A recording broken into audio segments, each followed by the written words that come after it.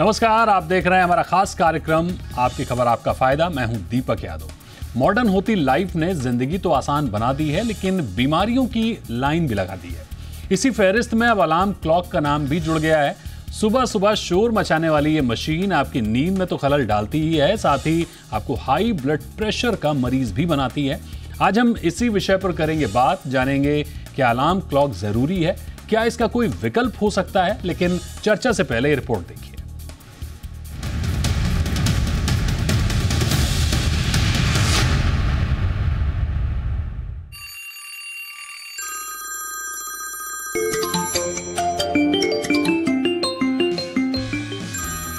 सुबह का अलार्म शहरी लाइफस्टाइल का हिस्सा बन चुका है। बंद एयर कंडीशनर कमरों में नींद खोलने के लिए अलार्म ही साथी है। लेकिन आप जानते हैं कि ये अलार्म आपको जगाते तो हैं, साथ ही बिस्तर से उठते ही आपका बीपी भी हाई करते हैं। लगातार अलार्म की मदद से जागने की आदत आपको हाई ब्लड प्रेशर का मरीज बना सकती है और दिल के रोगों का खतरा बढ़ा सकती है।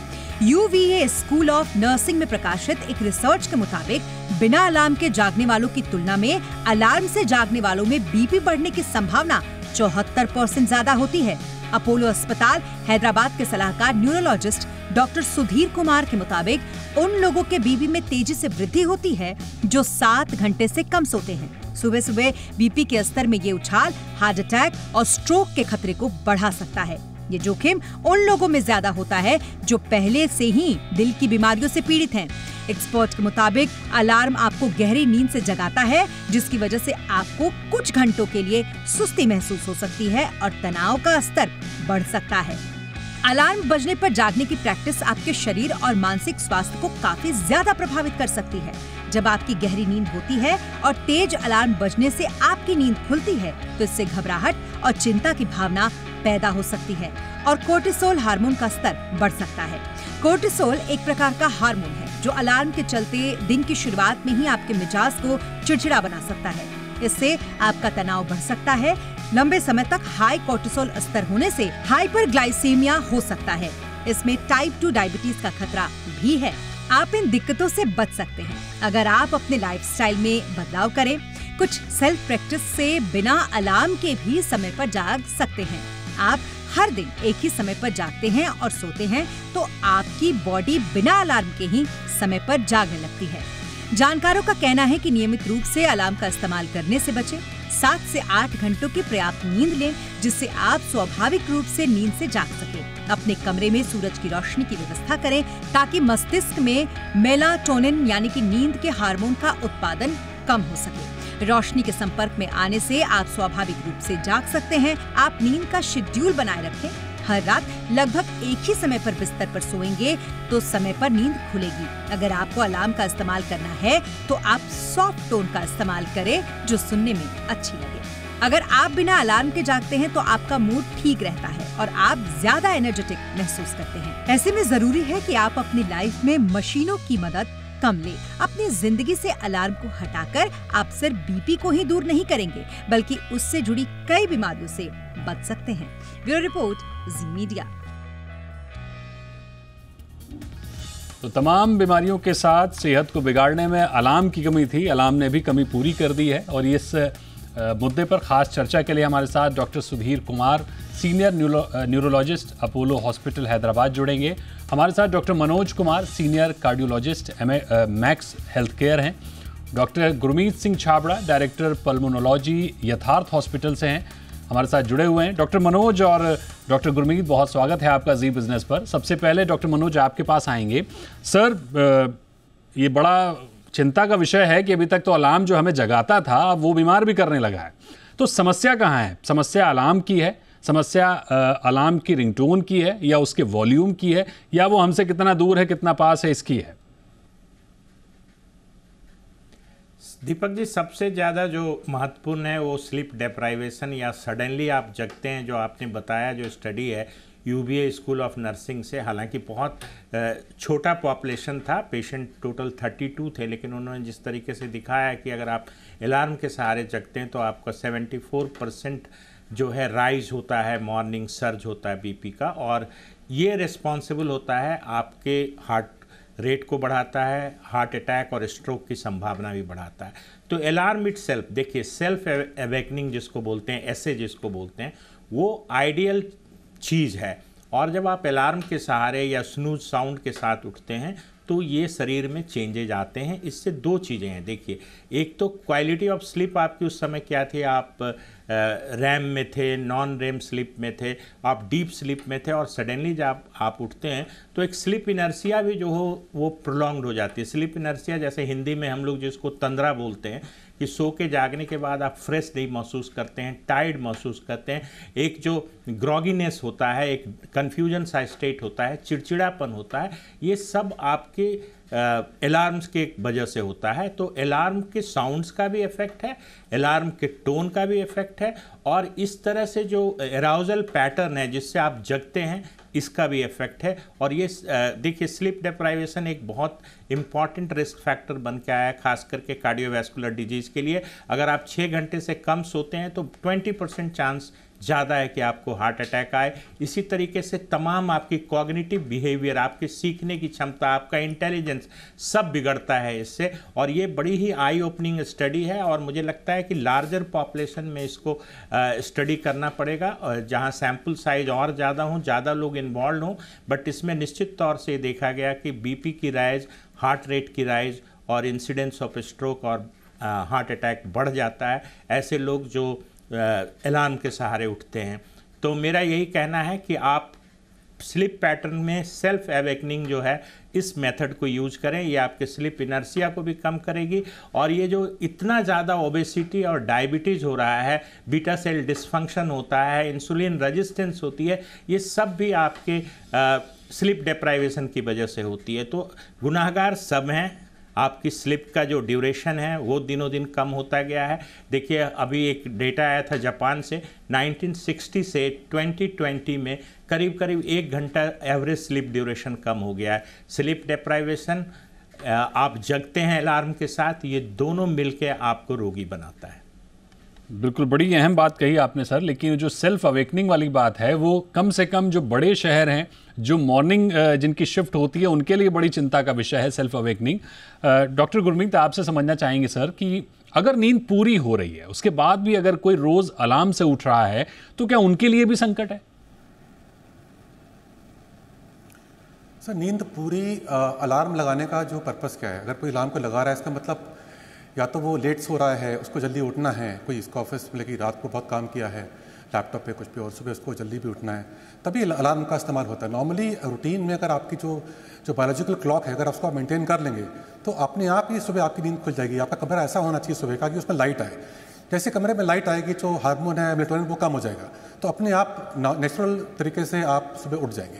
तो इसका मतलब कहीं ना कहीं जो आप अलार्म लगा रहे हैं या तो आप लेट सो रहे हैं या तो आपको जल्दी उठना है, उसकी वजह से लगा रहे हैं। नॉर्मल अगर आपकी स्लीप पूरी, आप स्लीप हाइजीन का फॉलो करते हैं, मतलब आपको सुबह शाम को ध्यान रखना है कि शाम को 5 बजे के बाद कोई आपको एक्सरसाइज नहीं करनी है और 5 बजे के बाद कोई चाय कॉफ़ी नहीं पीनी है, और रात को सोते वक्त आप लाइट्स को ऑफ रखें, आप साउंड्स को ऑफ रखें, तो एक स्लीप हाइजीन मेंटेन करेंगे। सोने से पहले आप मिल्क लें, दूध लें, तो आप प्रॉपर टाइम से उठ जाएंगे। तो आपको ऑटोमेटिक स्लीप चाहिए। अगर आप कम सोएंगे डेफिनेटली सुबह फिर आपको दिक्कत होगी, आपको अलार्म लगाना पड़ेगा। लेकिन हमने कई लोगों से बात की सर, उनकी तो मजबूरी ये है कि अगर अलार्म ना हो तो वो उठ ही नहीं सकते। गुरमीत सर देखिए, कुछ पेशेंट्स ऐसे भी होते हैं जिनको पॉसिबली, जैसे कि हमारे पास पेशेंट आते हैं उनको स्लीप एपनिया होता है normally, they are very obese and रात को वो बेसिकली वो दे टेक स्नोरिंग करते हैं, खाटे लेते हैं और आपको उनकी नींद वैसे टूटती रहती है। सुबह उनको टाइम से उठना पड़ता है तो उनको अलार्म लगाना पड़ता है, बट एक्चुअली में अलार्म उसलिए लगा रहे हैं कि रात को प्रॉपर सो ही नहीं पा रहे। तो it is their habit they are forming. तो नॉर्मली कहीं ना कहीं वर्कलोड ज़्यादा है दिन में और रात को अगर 8 घंटे की स्लीप प्रॉपर नहीं है, लाइट ऑन करके सो रहे हैं आप, साउंड ऑन करके सो रहे हैं, टीवी चल रहा है, आप सो गए हैं, तभी उसका इस्तेमाल आपको करना पड़ता है। अदरवाइज अगर आप नॉर्मली अपना जो रिदम मेंटेन करेंगे, जो बायोलॉजिकल क्लॉक को मेंटेन करेंगे, तो आपको सुबह आपकी नींद टाइम से मतलब कि जो है खुल जाएगी। आप कोशिश करें अलार्म को कि बिना अलार्म के उठने की कोशिश करें। ठीक है, आप नहीं उठ पा रहे, अपने किसी संबंधी से, वाइफ से आप घर बोल दें कि मेरे को टाइम से उठा दें, but try to wake up on your own time, मतलब उसके लिए आपको टाइम से सोना पड़ेगा, तभी आप टाइम से जग पाएंगे। बिल्कुल। डॉक्टर मनोज, आपसे सवाल ये होगा कि सही नींद किसे कहते हैं? 7 से 8 घंटे सोने का जो तर्क है उसमें इम्पॉर्टेंस है, ये ज़्यादा इम्पॉर्टेंट है कि 7 से 8 घंटे सोएं या फिर नींद की क्वालिटी ज़्यादा बेहतर हो? तो सही नींद हम किसे कहें, इसको परिभाषित कैसे करें? देखिए दीपक जी, आपने अभी जो सवाल उठाया कि बहुत ज़रूरत होती है कि आपको नींद के लिए अलार्म लगाना पड़ता है, आपको जगना पड़ता है एक समय पे। कुछ तो एक स्टडीज भी आई थी यूएस के, जो यूनाइटेड स्टेट्स में फायर फाइटर्स पे स्टडी थी, उनमें भी देखा गया कि ऐसे लोग जो टैक्टिकल सर्विसेज में हैं, जैसे मैं अपने प्रोफेशन को भी बोलता हूँ, रात में फ़ोन है, रात में कॉल्स आते हैं, तो ऐसे लोगों के लिए देखिए मुश्किल होता है। आपके बात से मैं बिल्कुल सहमत हूँ कि वहाँ मुश्किल होता है, लेकिन आपने जो बात कही, ड्यूरेशन ऑफ स्लिप बहुत इंपॉर्टेंट है। 8 घंटे के स्लिप तमाम स्टडीज़ में बताया गया है कि 8 घंटे की स्लिप होनी चाहिए, साउंड स्लिप होनी चाहिए। साउंड स्लिप का मतलब होता है कि जो 4 स्टेज हैं स्लिप के, आप जगे हुए हैं, फिर आप स्लो वेव स्लिप में जाते हैं, non rapid eye movement slip में जाते हैं, फिर रैपिड आई मूवमेंट में। तो जो 4 स्टेज है स्लिप का, वो ठीक होना चाहिए। आपकी नींद बीच में टूटनी नहीं चाहिए। बहुत बार ऐसा होता है, ओल्ड एज के पेशेंट्स आते हैं, उनकी यूरिनरी फ्रीक्वेंसी बढ़ी रहती है, उनकी स्लिप डिस्टर्ब होती है। बिल्कुल, आपकी आवाज़ थोड़ी सी रुक रही है। लौटते हैं आपके पास डॉक्टर मनोज। डॉक्टर गुरमीत, आपसे मेरा सवाल ये होगा सर कि अभी जब हम बात कर रहे थे तो जी फ्रेशनेस की बात कर रहे थे कि जब आप उठते हैं तो तंद्रा में रहते हैं, फ्रेश महसूस नहीं करते हैं। ये जो अलार्म है जो आपको उठा तो देता है, लेकिन आप उठने के बाद बड़ा अजीब सी स्थिति में रहते हैं। तो फ्रेश महसूस करने के लिए पूरी नींद होना तो बहुत ज़रूरी है, लेकिन उस दौरान आपका बेड कैसा हो, आपकी मैट्रेस कैसी हो, आप जहां सो रहे हैं उसका टेम्परेचर कैसा हो, ये सारी चीज़ें कितना रोल अदा करती हैं, कितनी बड़ी भूमिका अदा करती हैं। ऑक्सीजन लेवल उस जगह कैसा है, ये भी बहुत बड़ी रोल। मैंने कई लोगों से बात की जहां ऑक्सीजन लेवल अच्छा होता है, जहां पर पॉल्यूशन नहीं होता, वहां पर आप कम घंटे भी सोते हैं तो ज़्यादा फ्रेश होते हैं। तो इन सब चीज़ों का कितना बड़ा रोल होता है हमारी नींद में? सर देखिए, नॉर्मली एक नॉर्मल स्लीप के लिए तो एक स्लीप साइकिल होती है, 90 से 120 मिनट की एक साइकिल होती है। स्लीप साइकिल में क्या होता है, इसके 2 पार्ट होते हैं, NREM और REM। तो ऐसे अगर 4 से 5 साइकिल हम रात को पूरी कर पाएंगे तो सुबह हम फ्रेश उठ पाएंगे। अगर हमें नींद कम है तो डेफिनेटली हमारी वो साइकिल्स पूरी नहीं हो पाएंगी और हमको सुबह फिर दिक्कत होगी। तो इसमें से डेफिनेटली आपका जो रूम का जो टेम्परेचर है, it should be very calm. 25 degree पे 28 डिग्री पे आप रखेंगे टेम्परेचर, तो डेफिनेटली अगर बहुत हीट है, बहुत ज़्यादा ठंड है, तब भी आप सो नहीं पाएंगे। डेफिनेटली जो लेडीज़ होती हैं, इनके बच्चे छोटे होते हैं, बच्चा बार बार उठता है, रात को उठाता है, तो डेफिनेटली उनको नींद नहीं आती, तो डेफिनेटली उस दिन में वो फ्रेश फील नहीं करती हैं। जैसे कि कहा गया था कि जिनको की दिक्कत प्रोस्टेट की है, रात को उठ के पेशाब जाना पड़ता है, बार पेशाब जाएंगे रात को बार बार, तो सुबह डेफिनेटली आपको फ्रेश फील नहीं करेंगे। जिस प्रकार से मैं जो कह रहा था कि जो पेशेंट जिनको स्लीप एपनिया होता है, वो रात को उनको उठना पड़ता है बार बार, रात को उनका गला का चोक हो जाता है, उनको पेशाब आता है बार बार। तो जब नींद आपकी ब्रेक हो जाएगी तो प्रॉपर जो आपकी जो साइकिल्स हैं 4-5 नहीं बन पाएंगी, तो सुबह आप फ्रेश नहीं फील करेंगे। बहुत इंपॉर्टेंट है कि आपकी स्लीप साइकिल जो होती है 90 से 120 मिनट की, 4 से 5 साइकिल आपकी पूरी होनी चाहिए, तब जाकर सुबह आप फ्रेश फील करेंगे। वहाँ का टेम्परेचर आसपास आपका, मान लीजिए आपका घर आपके रोड साइड पर ही है और वहाँ से बिल्कुल आज की बसेस निकलती हैं, ट्रैफिक निकलता है, तो you will keep on hearing sound आती रहेंगे, तो डेफिनेटली आपकी स्लीप डिस्टर्ब होगी। जहाँ पोल्यूशन ज़्यादा है, definitely will hamper your sleep. तो दिक्कत जिनको सांस की होती है, एस्मेटिक्स पेशेंट्स हैं, COPD पेशेंट्स हैं, तो उससे लो ऑक्सीजन इन द डे, तो रात को भी उनकी ऑक्सीजन ड्रॉप कर जाती है, कम हो जाती है। Definitely if you have low oxygen, that too will effect your sleep. तो द मल्टीपल फैक्टर्स, आपका एनवायरनमेंट, आपकी हवा, आपका टेम्परेचर, आपका बेड, ठीक है, bed should be comfortable, no doubt about. बहुत स्पॉन्जी बेड या बहुत हार्ड बेड होगा तो आपको स्लीप ठीक से नहीं आएगी। तो आपकी बॉडी में पेन हो रहा है, you have some kind of a backache हो रहा है, तो आप नहीं सो पाएंगे। आपके बॉडी में आयरन की कमी है तो आपकी रात को लेग्स चलती रहती है, तो उसको हम PLM बोलते हैं। तो मान लो कि आपके बॉडी में आयरन की कमी है, योर फेरेटिन इज 50, तो अगर कमी है फेरेटिन की, आयरन की, तब भी लेग्स मूवमेंट होते रहते हैं, तो भी उनको नींद नहीं आती। तो और भी फैक्टर्स हैं जो कि आपकी नींद को डिस्टर्ब करती हैं। और दूसरी आपकी डाइट, आप क्या खाते हैं। आप रात को कॉफ़ी पी के सो रहे हैं, चाय पी के सो रहे हैं, तो डेफिनेटली आपकी नींद डिस्टर्ब हो जाएगी। तो आपको स्लीप हाइजीन फॉलो करनी पड़ेगी। No exercise before sleep, no tea, no coffee after 5 PM, and no sounds, and मतलब कि लाइट भी ऑफ होनी चाहिए। लाइट अगर ऑफ होगी तभी वो हार्मोन निकलेगा, मेलेटोनिन, तभी आपको नींद आएगी। बिल्कुल। हमारे साथ इस बीच डॉक्टर सुधीर कुमार जुड़ चुके हैं, senior neurologist, Apollo hospital Hyderabad से। सुधीर सर, स्वागत है आपका जी बिजनेस पर। हाँ, धन्यवाद सर, मेरा सबसे पहला सवाल तो यही होगा कि आपके रिसर्च की बारीकियां क्या हैं, किन लोगों पर, किस एज ग्रुप पर ये रिसर्च किया गया है और सैंपल साइज क्या था, ये एक बार पूरा डिटेल में बताइए ना। अच्छा, ये देखिए, सबसे पहली बात ये है कि इसका जो सैंपल साइज था ये छोटा ही था, मतलब लगभग 40-50 लोग थे और ये यंग लोग थे, मतलब यंग बोले तो मतलब 20 से 50 की आयु के लोग थे और एवरेज आयु होगी 30 से 40 वर्ष के बीच। तो इसमें उन्होंने क्या रिसर्च किया, बहुत सिंपल रिसर्च था। तो इसमें उन्होंने मतलब कुछ लोगों का ब्लड प्रेशर चेक किया और जो कि अलार्म लगा के उठते थे, और उसके लिए कंट्रोल ग्रुप भी था। कंट्रोल ग्रुप में मतलब जो बिना अलार्म के उठते थे। तो इस तरह से 2 ग्रुप हो गए। तो एक ऐसा ग्रुप था जो कि बगैर अलार्म के नेचुरल जब नींद खुली तो उठते थे, और दूसरा ग्रुप जो कि अलार्म के साथ ही उठते थे। और तो इसमें मतलब बाकी सब फैक्टर्स इक्वल थे, सिमिलर थे। तो सिर्फ एक ही फैक्टर जो डिफरेंट था वो अलार्म और विदाउट अलार्म। तो उसमें उन्होंने क्या पाया कि जब अलार्म लगा के जब वो नींद से जागे तो उनका जो ब्लड प्रेशर था 74% ज़्यादा था कंपेयर टू द ग्रुप जो कि बगैर अलार्म के उठे। तो ये काफ़ी अलार्मिंग फैक्टर था, क्योंकि इसके मतलब अलार्म इतना आम हो चुका है कि ऑलमोस्ट सभी लोग अलार्म से ही उठते हैं। तो लेकिन अगर इसके पीछे हम जाएं बारीकी, मतलब इसमें उन्होंने ये पता करने की कोशिश नहीं की थी इस स्टडी में कि ये ऐसा हुआ क्यों। तो सबसे पहली बात क्या है कि अगर हम अपने नेचुरल नींद को देखें तो इसमें फेजेस होते हैं, लाइट स्लीप, फिर डीप स्लीप, और ये साइकिल 90 मिनट का होता है और ऐसे मतलब 5-6 साइकिल्स होते हैं। तो जैसा कि हम सब जानते हैं कि हमारी नॉर्मल जो नींद होनी चाहिए 7 से 9 घंटे के बीच होनी चाहिए। तो इसमें 2 फैक्टर्स है। अगर इसमें ये भी पाया गया कि जो लोग कम सो रहे थे, मतलब जिनका नींद जो था 7 घंटे से कम था या 6 घंटे से कम था या और कम था, तो उसमें ये रिस्पॉन्स ज्यादा पाया गया कि उनका ब्लड प्रेशर बढ़ा।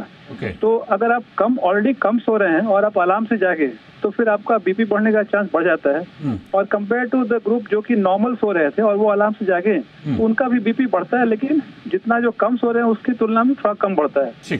दूसरा ये फैक्टर पाया गया कि अगर किसी को ऑलरेडी मतलब हाई ब्लड प्रेशर या हार्ट डिजीज की समस्या है तो उनका जो बीपी रिस्पॉन्स होता है वो ज्यादा होता है।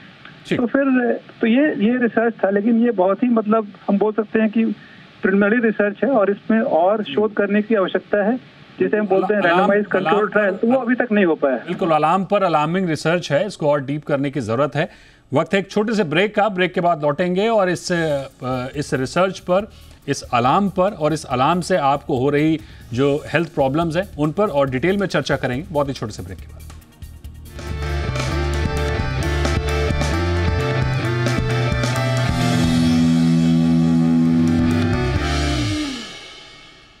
ब्रेक के बाद स्वागत है आपका आपकी खबर आपका फायदा में। और आज हम बात कर रहे हैं अलार्म की। आप सुबह अलार्म लगाकर उठते हैं और ये अलार्म ही आपकी सेहत के लिए मुश्किल बनता जा रहा है, दिक्कत देने वाला बनता जा रहा है। तमाम लोगों को बीपी की प्रॉब्लम हो रही है, एक रिसर्च में निकल कर आया और उसी रिसर्च पर हम बात कर रहे हैं। तमाम मेहमान हमारे साथ जुड़े हुए हैं। डॉक्टर सुधीर, एक बार फिर आपके पास लौटेंगे और आपसे समझना चाहेंगे कि हम लोग ब्रेक से पहले बात कर रहे थे कि इस रिसर्च को और विस्तार से और बड़े रूप में कराने की ज़रूरत है। अभी 40 से 50 लोगों का सैंपल था। जब बड़े रूप में हम इसे कराएंगे तो जाहिर तौर पर हम और ज़्यादा डेटा देख पाएंगे। तमाम एज ग्रुप के लोगों को इसमें शामिल किया जाए, कैसे इसको और बड़े स्तर पर किया जा सकता है? डेफिनेटली, मतलब इसे हम बोलते हैं अपने साइंटिफिक तरीके से रैंडमाइज कंट्रोल ट्रायल। तो उसमें कम से कम 500, 1000 या और ज़्यादा लोगों को हम शामिल कर सकते हैं। और फिर जिसे हम बोलते हैं कि मतलब इसमें रैंडमाइज करके आधे लोगों को अलार्म के साथ उठाया जाए और बाकी आधे लोगों को बगैर अलार्म को उठाया जाए। और फिर ये तय किया जाए कि बाकी सारे फैक्टर्स, मतलब कोई और दूसरा फैक्टर नहीं, जैसे कि दोनों ग्रुप में हाई बीपी वाले पेशेंट समान हो, ओवरवेट वाले लोग समान हो, या फिर जिनका डायबिटीज वो लोग भी समान हो।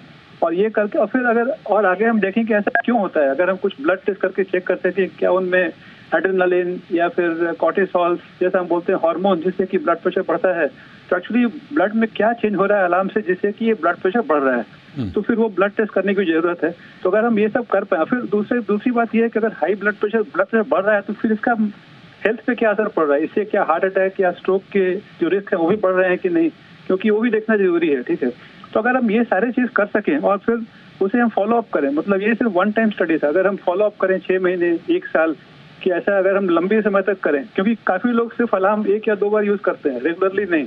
तो अगर कोई डेली अलार्म यूज कर रहा हो वर्सेस हफ्ते में 1 बार, तो क्या दोनों ग्रुप में फर्क है कि नहीं, तो ये सारे चीजों को समझने की जरूरत है। ये कितने दिनों तक रिसर्च हुई है, ये जो सर्वे किया गया है? ये मात्र कुछ हफ्तों तक, मतलब 4 से 6 हफ्तों का छोटे मतलब शॉर्ट ड्यूरेशन का ये रिसर्च था, और उसमें उन्होंने ये पाया कि डेफिनेटली मतलब ये चीज तो तय था कि ब्लड प्रेशर बढ़ रही है, लेकिन बाकी चीजों पे मतलब उसका क्या हेल्थ पे असर पड़ा या फिर ऐसा क्यों हुआ, उस तो उन्होंने रिसर्च नहीं किया इसमें। ओके, तो डॉक्टर मनोज, एक बार लौटेंगे आपके पास। इस रिसर्च को और विस्तार से करने की ज़रूरत है। जाहिर तौर पर हम देखते हैं कि शहरों की जो ज़िंदगी है, जो रोज़ ऑफिस आते जाते हैं या जो ट्रैवल करते हैं, उनके लिए अलार्म बहुत बड़ी एक तरह से ज़रूरत है। बिना अलार्म के लोग नहीं उठ पाते हैं। तमाम लोगों से हमने बात की। मॉर्निंग में तो जो जिनकी अर्ली मॉर्निंग शिफ्ट होती है उनके लिए तो बिना अलार्म उठना एकदम असंभव सा हो गया। तो क्या ऐसा किया जाए कि हम बिना अलार्म के उठ सकें? देखिए, इसमें सबसे ज़रूरी है कि अगर आपकी मॉर्निंग शिफ्ट है तो आप रात को टाइम से सो जाएं, ताकि आपका 8 घंटे 7-8 घंटे का ड्यूरेशन का स्लीप आपको मिले। क्योंकि अगर आप ये स्लीप पूरा नहीं करेंगे और अलार्म के सहारे उठेंगे तो जिस बात की मैं बात कर रहा था, स्लीप इनर्शिया, वो एक तरह का समझिए स्टेट ऑफ कन्फ्यूजन, और आपकी जो डिसीजन पावर है वो भी ठीक नहीं रहती है। आप टायर्ड फील करते हैं, पूरे दिन आपको ये महसूस होगा। दूसरी चीज़ कि आपको आपकी जो इफेक्टिवनेस है, आपकी जो प्रोडक्टिविटी है वो भी कम होगी। तो सबसे पहला इम्पॉर्टेंट चीज़ है, देखिए आपको टाइम से बेड पे जाना होगा, और जैसे कि हमारे कलीग्स ने भी बताया आपको कि स्लीप हाइजीन, आपका टेम्परेचर कंफर्टेबल हो, साउंड्स उसमें नहीं हो, टीवी स्मार्टफोन्स को दूर रखें। दूसरी चीज़ कि रात में आप कैफीन का सेवन बिल्कुल ना करें, ताकि आपका जो स्लिप है वो बिल्कुल डीप में जाए, डीप स्लिप में आप रहें। और जो साइकिल्स की बात हो रही है, आप बहुत डीप स्लिप में आप सडनली अलार्म से नहीं उठें। तीसरी चीज़ जो मैं कहूँगा कि अगर आपको इन सब करने के बावजूद भी स्लीप डिस्टर्बेंस है तो एक स्लीप काउंसलर होते हैं, उनसे मिलिए। क्योंकि देखिए कुछ तो जॉब की रिक्वायरमेंट होती है, कुछ तो मुझे लगता है कि ज़बरदस्ती भी होता है। देखिए इस बच्चों का जो स्कूल है वो 7 बजे सुबह, जाड़ा हो, विंटर का मौसम हो, दिल्ली में खास करके विंटर के टाइम में बहुत मुश्किल होता है, फिर भी बच्चों को उठा के भेजना है।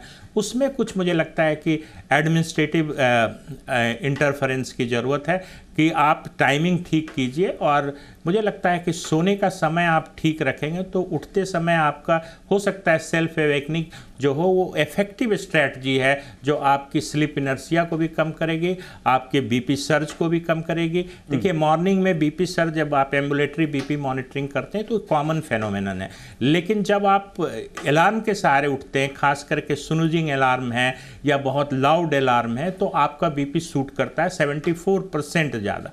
तो ये खास करके आप देखिएगा कि ये अर्ली मॉर्निंग का टाइम स्ट्रोक के लिए, हार्ट अटैक के लिए सबसे कॉमन है। जनरली इसी टाइम में हार्ट अटैक वगैरह होते हैं। एक तो थ्रोम्बोजेनेसिटी, ब्लड का चिपचिपापन बढ़ा रहता है, और कॉर्टिजल लेवल हाई होता है। तो ऐसे में पूरे बॉडी में एक समझिए कि इन्फ्लेमेशन का स्टेज आता है अगर आप स्लीप डिप्राइव्ड रहते हैं और सडनली आप उठते हैं। और एरिथमियाज, हार्ट रेट का फास्ट होना, एट्रियल फिब्रिलेशन, ये भी मॉर्निंग टाइम में होता है। और इसके लिए सब यही एक वजह है कि आप स्लीप डिप्राइव्ड हैं और सडनली आप अलार्म के सहारे उठे। बिल्कुल, नींद पूरी लें, अलार्म से थोड़ा सा दूरी बनाएं। डॉक्टर गुरमीत आपके पास आएंगे और आपसे मेरा सवाल ये होगा कि शारीरिक श्रम कितना बड़ा रोल अदा करता है नींद में? क्योंकि बहुत से लोग हैं जो ऑफिसेज में बैठकर डेस्क पर काम करते हैं, उनकी जो दिनचर्या है उसमें व्यायाम नहीं है या वॉक नहीं है, उसके बावजूद उनको समस्या होती है सोने में। तो जो शारीरिक श्रम है वो नींद में कितना बड़ा रोल अदा करता है? देखिए, exercise is required to keep the body fit. आपको कम से कम रोज आधे घंटे का ब्रिस्क वॉकिंग करना बहुत ज़रूरी है, या ऐसा कुछ करें जिससे कि आपको पसीना आए, स्वेटिंग हो, तो पता लगे कि आपने एक्सरसाइज करी है। बट इस बात का ध्यान रखें कि शाम को 5 बजे के बाद या सोने से 2 घंटे पहले एक्सरसाइज ना करें। अगर आप सोने से पहले करते हैं तो आपकी नींद को वो डिस्टर्ब कर देता है। ना एक्सरसाइज करने से और आपका जो रहन सहन है कि बैठे बैठे काम करना और उसमें डाइट पूरी लेना, तो उसमें क्या होता है, आपका वेट भी बढ़ना शुरू हो जाता है। बिल्कुल, जब वेट बढ़ेगा तो वेट के बढ़ने से भी बीमारियां कुछ एडअप हो जाती है। ठीक, ओबेसिटी से भी दिक्कत आती है, किसी को स्लीप एपनिया डेवलप हो जाएगा। तो इस प्रकार से अगर आप व्यायाम टाइम करते हैं और आपका डाइट ठीक होता है और आप अपना वेट मेंटेन कर लेते हैं, बिल्कुल, और रात को आप टाइम से सोते हैं, तो डेफिनेटली आपको सुबह उठने में दिक्कत नहीं होगी। सबसे इंपॉर्टेंट बात है कि रात को सोते हैं, नॉर्मली हमारा बीपी कम होता है। जिसपे जो बीपी या तो नॉर्मल रहेगा या कम हो जाएगा। मतलब कि आप जिसको स्लीप एपनिया होता है उनका बीपी क्या होता है, वो तो सेम रहता है या बढ़ जाता है। बिल्कुल। तो बहुत इंपॉर्टेंट है कि स्लीप एपनिया की जो वजह है एक ये भी है आपकी सेडेंटरी लाइफस्टाइल, आपका मोटापापन। तो exercise is required but not before your, सोने से पहले ना करें और बेहतर हो कि मॉर्निंग में करें। तो ये तमाम चीज़ें हैं जो इस रिसर्च को ताकीद करती हैं। जिस तरह से हमने देखा कि अलार्म आपकी नींद के लिए दिक्कत दे रहा है, लेकिन ऐसा नहीं कि आज से आप अलार्म से डरना शुरू हो जाएं, उसकी भी कुछ वजह है। बहुत ज़्यादा अलार्म तेज़ी से ना बजे, आपके कान के बिल्कुल पास में ना रखा हुआ हो, उसकी रिंगटोन ऐसी ना हो कि जो आपको विचलित कर दे उठते ही। इन सब चीज़ों का थोड़ा सा ध्यान रखें। हालांकि रिसर्च छोटी है, उसे और बड़े स्तर पर करने की ज़रूरत है। बड़े स्तर पर रिसर्च होगी तो और डेटा निकल कर आएगा। हाँ, हमारा उद्देश्य ये था कि ये जो रिसर्च है वो ज़रूर अलार्मिंग है। अलार्म से थोड़ा दूरी बनाइए और बिना आराम के जगना शुरू करिए। बहुत शुक्रिया करेंगे डॉक्टर सुधीर, बहुत शुक्रिया करेंगे डॉक्टर मनोज, और बहुत शुक्रिया करेंगे आपका डॉक्टर गुरमीत हमारे साथ जुड़ने के लिए और इस खास रिसर्च पर बात करने के लिए। तो आज आपकी खबर, आपका फ़ायदा में फ़िलहाल इतना ही। हमारा शो आप देखते रहिए और अलार्म से थोड़ी दूरी बनाइए और अपने आप उठने की कोशिश करिए। फिट रहिए, स्वस्थ रहिए।